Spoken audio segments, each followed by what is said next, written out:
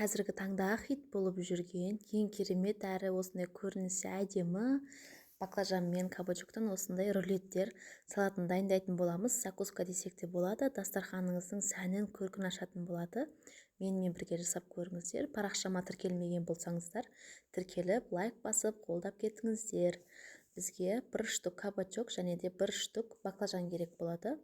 Осылай өтетін пышағымызбен чуқалау етіп осылай кесіп шығамыз барлығыны. Жіле қатты қалың болмасын, қазір піскеннен кейін орайтын кезінде беті жыртылып кетеді. Сондықтан чуқалау етіп кескендеріңіз дұрыс деп ойлаймын. Баклажанды тура солай етіп чуқалау етіп кесіп аламыз. Осылай ұзын-ұзын лента етіп баклажанды кішкене арықтау немесе үлкендеу өздеріңіздің ойларыңызға қарай үлкеннен істесеңіздер де болады, чуқалауын істесеңіздер де болады. Размерін айтып жатқанмын ғой, жаңа кішілеу болатын. Енді мұздай суға тұзымызды салып, баклажанымызды, кабачоктарымызды суға батырып қоямыз. Жаңа баклажан мен кабачоктың өзінің ащы дәм болады, сол дәмді өзіне суға шығып кету керек. Судан сығып шығарып аламыз. Мына қараңыздар, қап-қара болып кетті суы. Енді 2 штуктай жұмыртқамызға кішкене тұз саламыз. Жақсылап вилканың көмегімен араластырып аламыз. Осылай жалпақтау тәрілкеге салғандарыңыз дұрыс. Газ бетіне батырған кезде ыңғайлы болу үшін. Алдымен кабачоктарымызды, баклажандарымызды бірінші ұнға, содан кейін барып жұмыртқаға, одан кейін барып панировочный сухарикке осылай бұлап аламыз. Екі жағын бірдей етіп, барлық жерін бір тегіз етіп жасасаңыздар, қазір піскен кезінде өте әдемі болып шығады. Жаңа айтып өткенімдей, бірінші ұнға, содан кейін барып жұмыртқаға батырып аламыз екі жағын, одан кейін барып үшіншісінде панировочный сухарикке батырып алатын боламыз. Өте керемет әрі күшті болып шығады.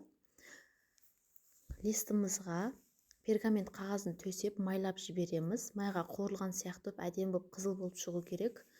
Құрғақ емес, жаңа кішкене бетін щоткамен майлап жібересіздер. Баклажандарымызды тура осылай істеп шығамыз. 180-200 градусқа пешімізді қыздыртып қоямыз. Екі жағын қызартырып пісіріп аламыз. Жіле қатты күйдіріп жібермеңіздер, байқаңыздар, қарап тұрыңыздар. Қанша минутта пісетін, енді әркімнің пеші әртүрлі пісіреді. Ішіне сәндегенге 3-4 түс чеснок, майонез, салат жапырағы және де укроп керек болады бізге. Және де помидор. Осылай ұзын-ұзын етіп турап аламыз. Баклажан, жаңағы кабачоктарыңыздың размеріне қарай осылай штуктап турап алыңыздар. Ішіне салған кезде өте әдемі болып көрінеді.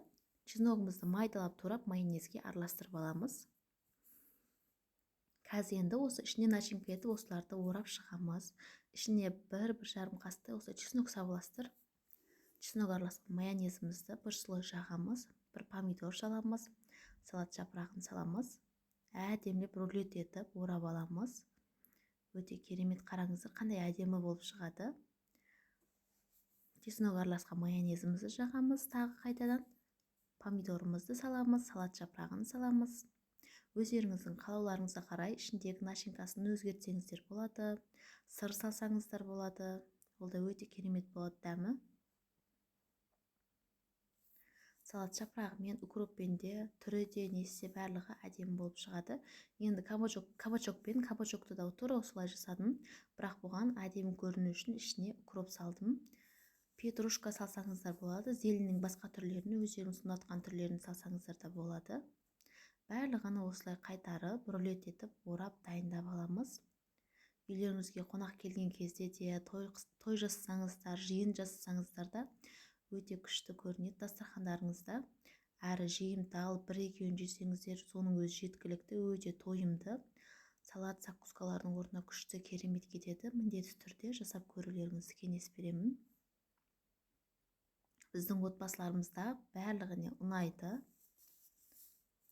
Қазіргі күнде хит болып жатқан осындай рулеттік салаттар баклажан мен кабачоктың өте дәмді болып шығады. Енді бетіндегі соусына осындай жүзімнің бальзамический соусы болады. 1,5-2 теңге тұрады.